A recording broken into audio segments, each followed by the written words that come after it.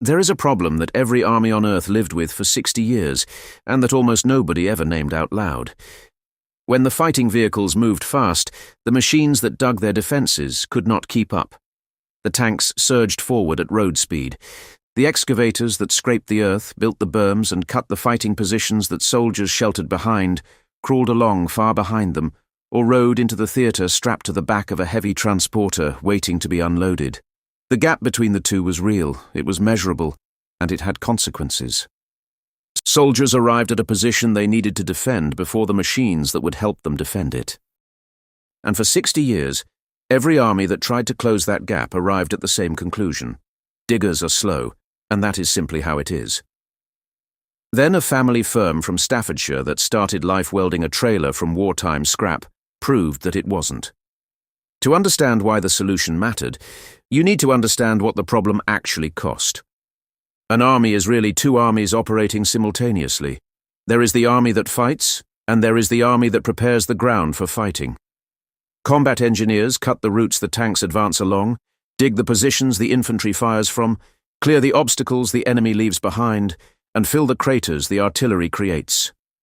An advance moves at the speed of its engineer. Every commander who has ever moved a force forward knows this, and for most of the 20th century, the engineers were the slowest part of the column. The machines the American Army relied on for decades reflected this reality honestly.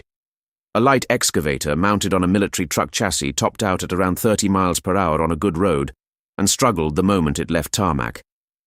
Its heavier tracked cousin was more capable under fire but ran on tracks, which meant it was too slow to drive itself anywhere useful.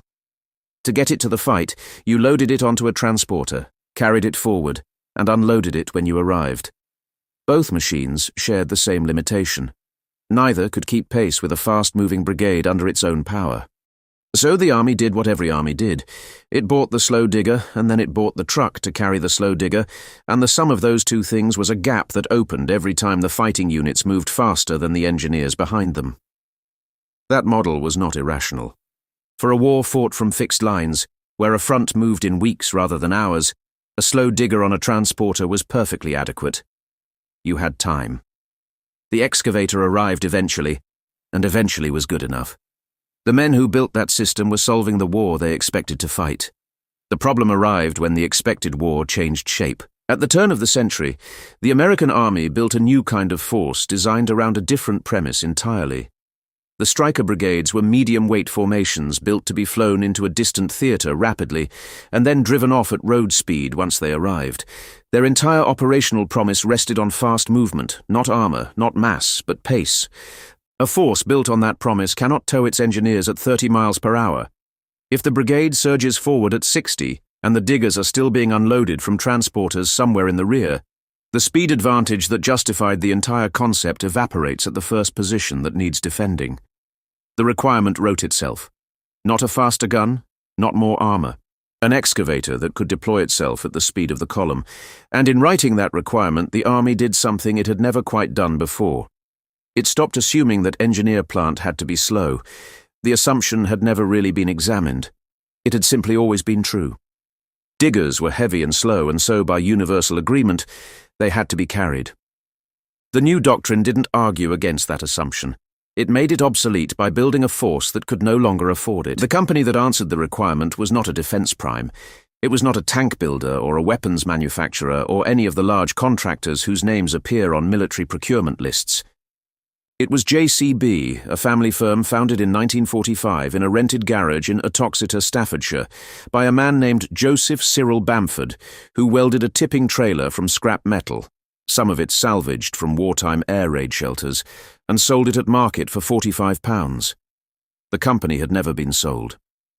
8 decades later, it was still owned by the same family, still run from a converted cheese factory in a Staffordshire village, and still making construction equipment that had colonized the English language so completely that the word JCB had become the ordinary British term for any digger, regardless of who manufactured it. What made JCB uniquely positioned to answer a military requirement for a fast excavator was an accident of product development that no defense contractor could have replicated. In 1953, Joseph Bamford built the first modern backhoe loader, a single machine with a digging arm at the rear and a loading bucket at the front, and changed construction practice permanently. JCB went on to build more than 600,000 of them. Separately, the company had developed an agricultural tractor with full suspension on both axles and the braking systems of a road vehicle, built to let a farmer drive at motorway speeds between fields without holding up traffic. Two products. Two very different markets. One company that happened to own both.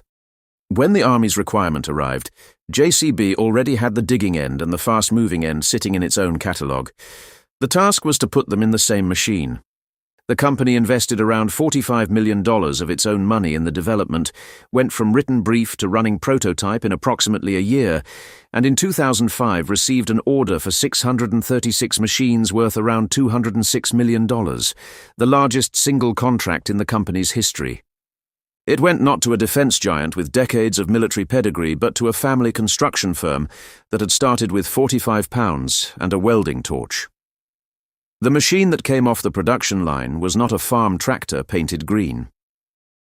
It had a backhoe arm at the rear capable of reaching down nearly 4 meters, a loading bucket at the front for shifting earth and rubble, full suspension that could be locked rigid for stable digging, four-wheel steering that allowed it to crab sideways into tight positions, and run-flat tire inserts that kept it moving if a round took out a wheel. The cab could be fitted with armour against blast and small arms. The top speed on a surfaced road was 60 miles per hour. At that speed, it could hold station in a fast-moving convoy among the fighting vehicles, drive itself to the site and dig when it arrived. The transporter was simply gone. One equipment operator who worked with the machine described what the change meant in practical terms. On a mission, he said, an operator might spend close to 20 hours in the seat. Hours survivable in a way the old truck excavator never had.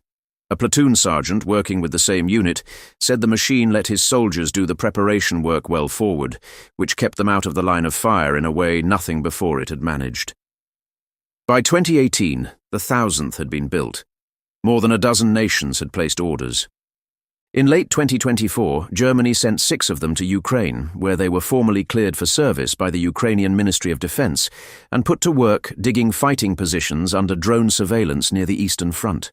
A construction digger from Staffordshire, holding station in a column moving fast down a dark road, arriving with the fighters instead of after them. For 60 years the tanks would not wait. The difference now is that the shovels finally caught them. For 60 years the tanks would not wait. The difference now is that the shovels finally caught them.